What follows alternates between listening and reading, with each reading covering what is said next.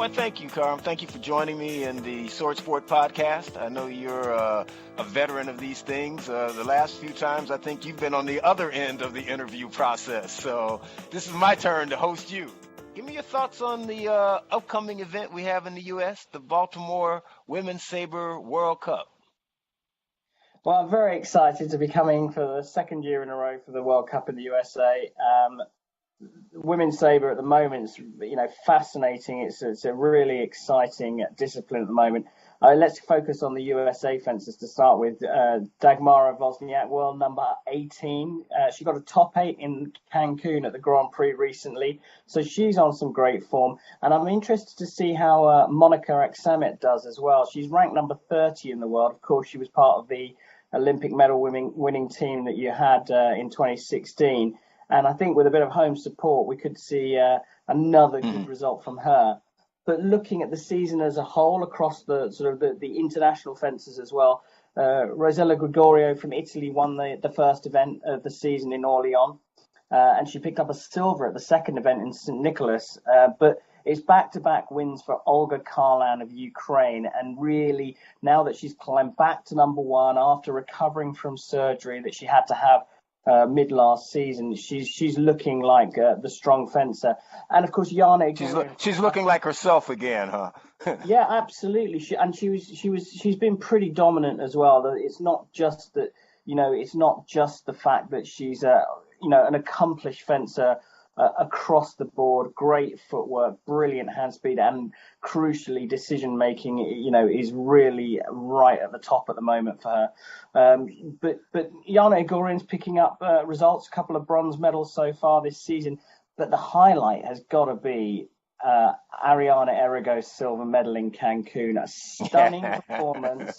She beat some top quality sabreurs on the way. Let's not beat around the bushes. She beat some good sabreurs. And, former world number one foilist, trying this experiment, as she calls it, to qualify in two weapons for Tokyo 2020. Cancun was a big milestone for her. But I think, to be honest with you, Karlan is going to be the one to beat in Baltimore. Yeah, but that's understandable. I mean, for many years it was a Karlan Zagunis, fight fest. So it's not as though she's just getting back into her normal form. But you're right. Ariana's story is the one that's just very, very cool. She was, I saw her in Cancun last year, and she was still in that point of trying to figure it out and not quite, completely comfortable in that zone. And now, obviously, 1 year later, silver medal. It's pretty cool. Yeah, and I don't know whether you heard Olga Karlan's interview after Cancun. She there's great respect between the two fencers, but Karlan made a big point of saying, this is sabre. We fence in a different way to foilists. And she was very, very dominant in that final. So great result for Ariana. Brilliant result. I'm sure there's more to come from her. She's got a big job to try and qualify for the Italian team, because there's a lot of strong fencers in there. Vecchi, Criscio. There's that strong unit. But you've got to think that the result in Cancun is going to make the Italian squad and coach Serovic think about putting Errigo in for a World Cup team event, and maybe that will be in Baltimore. I mean, that would be brilliant to see. Oh, that would be really cool. I mean, I think you're right. I don't think she'll ever be, quote, a saber fencer, because she'll always have a foil style to her saber fencing. But, many people have fenced multiple weapons. The question, as she says, is qualifying in two weapons at the same time. People have qualified in one or the other at the Olympics, but in recent times, not both in the same Olympics. No, tough. And you're quite right. The thing for me was last season she did start to look a little bit tired towards the end of the season. It's a pretty grueling thing to try and do two weapons, 8 events throughout the season. And we're still what, a year and a couple of weeks away from the official qualification period, which starts in April of 2019. So, there's a long way to go. Well, that, and we also don't even know what this calendar is going to be like.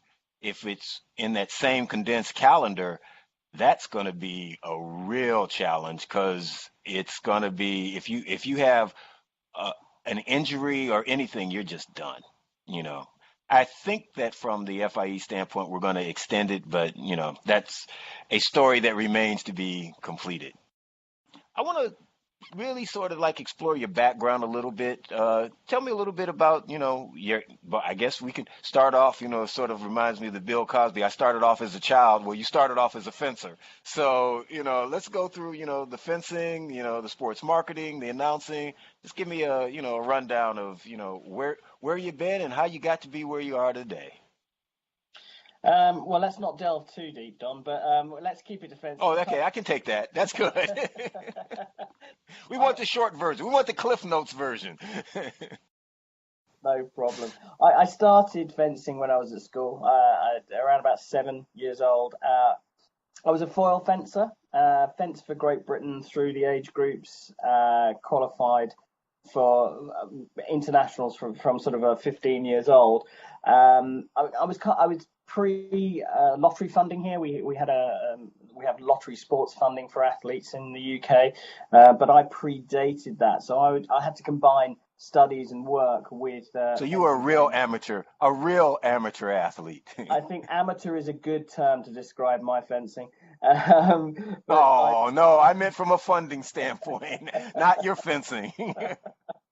I qualified for Commonwealth Championships and picked up a silver medal in '98, which is probably sort of the highlight of my career as a foilist.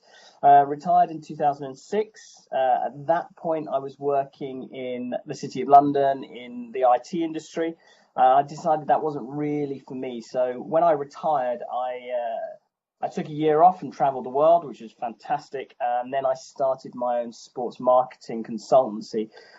And at the beginning, we were focused on event management and sponsorship across Olympic and Paralympic sports. And 2012 for us was a massive boom time in the industry. So we worked with a lot of massive companies in the UK, a lot of the local sponsors for the Olympic Games in London. And it was a fantastic time. And then from there, the company developed more into a consultancy and communications business. And that's when I kind of delved back into the fencing world properly, probably about 2 years before the Olympic Games in London, and started working for the federation here. Did a bit of communications consultancy, free of charge, I have to add, to start with, and then I kind of created a job there that I fulfilled sort of part-time with the support of the great people at British Fencing. And we worked on a number of projects. Started to build up their social media and looked at the website and content that was being generated. So that's how I kind of brought my professional career back into the world of fencing. And during that time, that's when I completely by accident ended up becoming an announcer, because Great Britain hosted the European Championships in 2011, and I was assigned to run the press office. And I got given a bit of extra budget about 2 weeks before the event. The event management company said, here's some money. What are you going to do with it? And I said, well, let's live stream the event. It would be brilliant to show people who can't come to Sheffield the event. And a couple of days before the event started, to my complete horror, I got a telephone call saying, okay, we're ready for your sound check. I said, what are you talking about? Well, of course, we need a commentator. And no time, no option to find other people to come in and do it. So I just had to do it. And luckily, I think probably through complete sleep deprivation and running on lots of black coffee, I jumped into the commentary box, didn't have time to think about it, and absolutely loved it. It was great fun. I'm standing there watching the sport I love. And I was talking about these amazing athletes and watching, the highest quality of fencing available. And then I was asked from there by the International Federation to come and do the World Championships back there in Catania. Went and did that, and the rest is history. It's sort of gone on from there, from strength to strength. And I've got to say, Don, I know you and I have talked at many competitions. And I think you can see I absolutely love watching the sport and then being able to sort of share my opinions about what's going on. You do it well. I've watched you, I've worked with you. I've watched you to prepare for that. Give me a little bit about, tell us a little bit about how do you do it so well, and, what does it take to prepare for those kinds of broadcasts? Well, thanks for your kind words. It's a far cry now what I do compared to back in Sheffield in 2011. And I think the experience of having done, I've been lucky enough to do the two Olympics since then. I worked for the BBC at London, and then worked for the Olympic Broadcast Service in Rio, which both amazing experiences, and learned a lot from these guys that are doing this day in day out across many sports. Yeah. And there are three key elements to doing the job as well as I've been able to do it, and that's research, and research. It's all down to that, and there's absolutely no shortcut. Watching fencing is not a problem for me, and there's so much available now. World Cups and Grand Prix being shown on live streams, which is absolutely fabulous for us fencing fans. And so I would watch those anyway, but now I'm watching them with a slightly different hat on and looking at how people are performing, what their performance trajectories are, and I'm making notes across. Usually when you sit there and watch soccer or American football, you're just sitting there watching it, enjoying the game with your friends. I'm kind of now sitting there with a slightly different hat on and looking at it more analytically and seeing how people are fencing differently, or what new ideas they've brought to their games.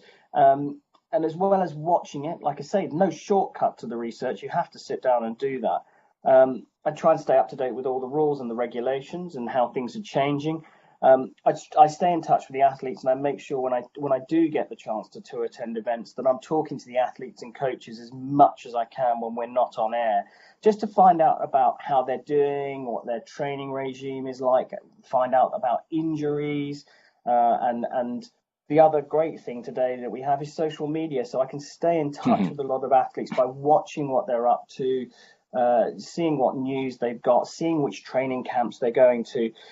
And then there's just keeping up to date with general news. So I'm always on the US Fencing Federation website and the forums to look at what people are saying. And the Italian Federation website's really good. And of course, the FIE content now is superb. We're picking up so much extra news, and the content they're providing on social media is absolutely brilliant and crucial to a crucial part of my research. The federations, who do you think's which ones are really devoted to that kind of coverage right now, as far as international and the large federations? I think the leading light for quite some time now, and certainly when I was working with the British Federation, the federation that I started to follow and look at the format of how they were producing content, is the Italian Federation. And Yeah, absolutely. yeah, I mean, they're just amazing. And Alessandro Noto, who is doing a superb job, not just in Italy, but for the promotion of fencing worldwide, does a fantastic job. With Giorgio Caruso in the Italian Federation as well, they're just producing some amazing content. The US Federation, fantastic. Hopefully, the British Federation, certainly when I was there, we started to look a little bit more outside of our own circle and started to produce more internationally relevant content. And in fact, the British Fencing magazine now has a much more international feel to it. And so I think those three are the big ones. The French Federation are doing some amazing stuff. I mean, as well, they're producing some brilliant video content, which has been, it's great fun to watch. Yeah. And social media has got to be about that engagement with with the fans, with the people that want to see the content. And I think the other thing is that those federations and a number of other federations, you're seeing the Mexican Federation start pushing out a lot of content. You're seeing federations like Germany now bringing content in. And I think together as a community, we as fencing fans globally are producing so much more content. And the other key thing, Don, is the athletes now are really buying into it. They're really understanding how important it is to share with the world what they are up to. For us as fencers, we know that, training, it has a sort of it has an innate mundane methodical approach, and it may seem boring to us. I go to training at 9 o'clock in the morning, I then go to have my massage, I then go to do this, I then go and have my lesson, I then go and do it. Seems like it's just a sort of trudge every day, but that content is really important to the fencing fans. I want to know what athlete X is up to, as I'm sure you do. You're right. The athletes have bought into it. Part of that, I think, is one, they're just more conscious. A lot of them are aware. A lot of them are just building their brands, and because of that, they are involved. But I think the other side of it is, we have athletes now. Starting with Mr. Montano, who became one of the great icons in Italy. To this next generation where you've got someone like a Miles Chamley Watson, who's, a little bit larger than life. And of course, what Alessandro does with, all of the, Italian fencers, just building the storylines behind them. And you guys did a really nice job when you were, there and pushing both Richard Cruz and James, James Davis, that you did, and just really getting those and the rest of the team, those personalities out there. So you were able to get that up close and personal, start developing the personal attachment, and that's how you build that fan base, and also giving their fans what they want, to be able to say, oh, so what did you have for breakfast this morning, as you were just saying, and when did you get up, and, what was the routine? I think that we're at that critical point where if we can start aggregating some of that content and really, looking at and building on our assets, we're going to be in a pretty good shape. How do you think we can, boost fencing globally? Give me the state of the union of fencing from your perspective, Mr. Bashir, in 2018. The $64 million question. How do we get the sport mainstream?